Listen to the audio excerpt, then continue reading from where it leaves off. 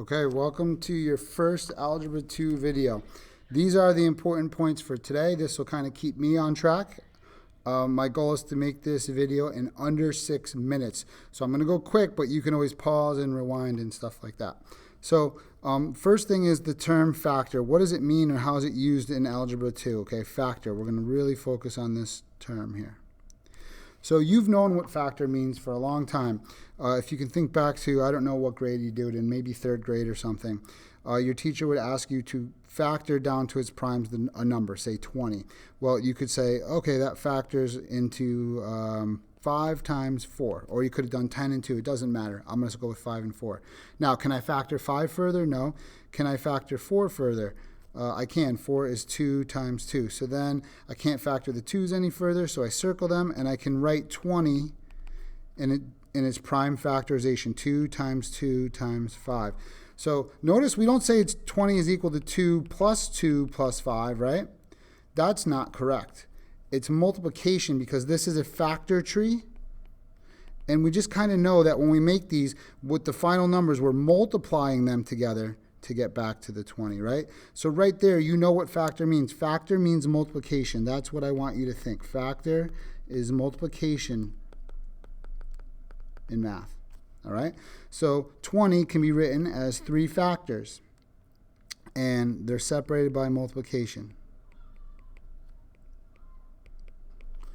Okay, those are factors. Another way that we can write these factors, we got 1, 2, 3 factors. Another way we can write these factors is like this. You've seen this kind of notation. I point this one out because notice there's no multiplication symbol in between there, but these are it's still multiplied. We understand these parentheses next to each other with nothing in between here means multiplication. All right, let's move on. So forms of polynomials, there's 2 kinds. There's standard form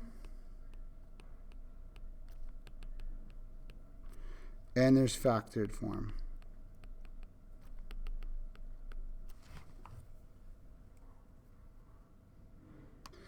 I would like you to pause the video for a second, and based on what we just talked about, factored form, I didn't really tell you what standard form means, but I told you what factored means.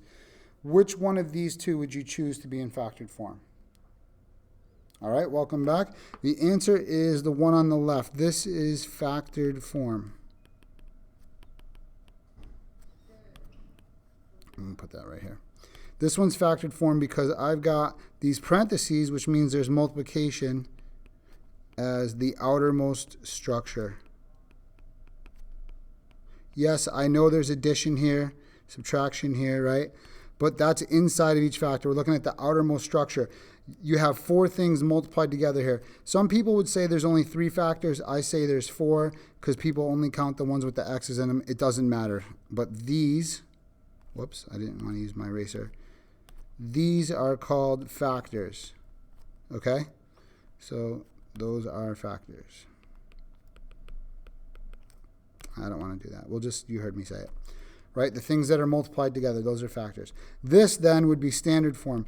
Notice that standard form is separated by addition and subtraction. Yes, there's multiplication here and here, but the overall structure is we've got addition and we've got subtraction. So this is standard form, things separated by addition and subtraction. We'll talk more about standard form in a lesson a little bit down the road. Okay, you don't need to know how to do this, but you need to just watch me do it for a second. How do you go from factored form to standard form? You're not going to need to know how to do this, but it will help your understanding of something else. So how am I going to convert? I'm actually just going to multiply. So I have 1, 2, 3, 4 factors that I want to multiply together. The way that I do that is I can multiply any 2 together that I want.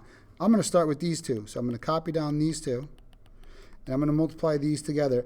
X minus 3 times x plus 3 comes out to be that. Okay, then I'm going to multiply these 2 together. And that's going to turn out to be x cubed plus x squared minus 9x minus 9. And then I'm going to multiply out the 4, so it's going to be 4x cubed plus 4x squared minus 36x minus 36. So you can see that I can change it to standard form pretty easily. You're not going to need to know how to do that, but you should be able to picture that. If I multiply this out, the thing to notice is, look, I have 1, 2, 3 factors that have x in them. Even though I have a fourth factor here, it doesn't have an x in it. So since I have 3 factors with 3 x's in it, when you multiply this out, no matter what you get, the highest power of x will always be 3 because I've got 3 factors with an x in it, right? If I had factored form with only 2 factors with x in it, even if I had a number in front, who cares? This one's going to turn out to be, if I multiplied it out, something x squared will be the highest one. There'll be other stuff, but x squared will be the biggest one. And that's important because we want to talk about a degree of a polynomial. So this is our last step here. You're going to have to know what the degree of a polynomial is, and it's just a number answer. So when it's in standard form, remember that's this, separated by plus and minus. It's the highest power in the polynomial. So what I mean by that is here, if there's no x, that's like a power of x to the 0.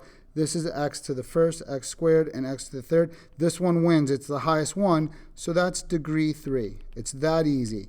It's the highest power of x in the polynomial when it's in standard form, separated by addition and subtraction. But when it's in factored form like this, you can't just do that. There's a lot of ways to do it. The easiest way is to think, if we multiply it out and made the standard form, what would the highest power be? And I just showed you how to figure that out. You just got to look at how many factors, 1, 2, 3, how many factors have x in it. So if I did all that multiplication out again like I did before, I would get a whole big long polynomial, but all I care about is the highest power of x. What would it be? It would be 3. It might have a number in front here. Maybe there's a 4 in front. That doesn't matter. It's just about the highest power. So this would also be degree 3. Here are some examples. What degree is each polynomial? Well, this one's in factored form, right? So I have to think, if I multiplied it out, well, I've got 1 factor, I've got another factor, 2 factors here that have x in it. Yeah, I have a third factor here, but there's no x in it. So when I multiplied all this out, the highest power of x would be x squared. We might get some other stuff afterwards, but the highest power would be x squared. So that's degree 2. This one's already in standard form, very simple. The highest power of x, I got a 1, I've got a 0. The highest power of x here is 5, so this is degree 5. Okay, here's your challenge for tonight. We're not going to do this part because I want to keep my video short. We'll start off class by making this table. But for you, for homework, you had to do this video. And for anyone that wants a challenge, I want you to come to class and tell me what degree you think each one of these polynomials are.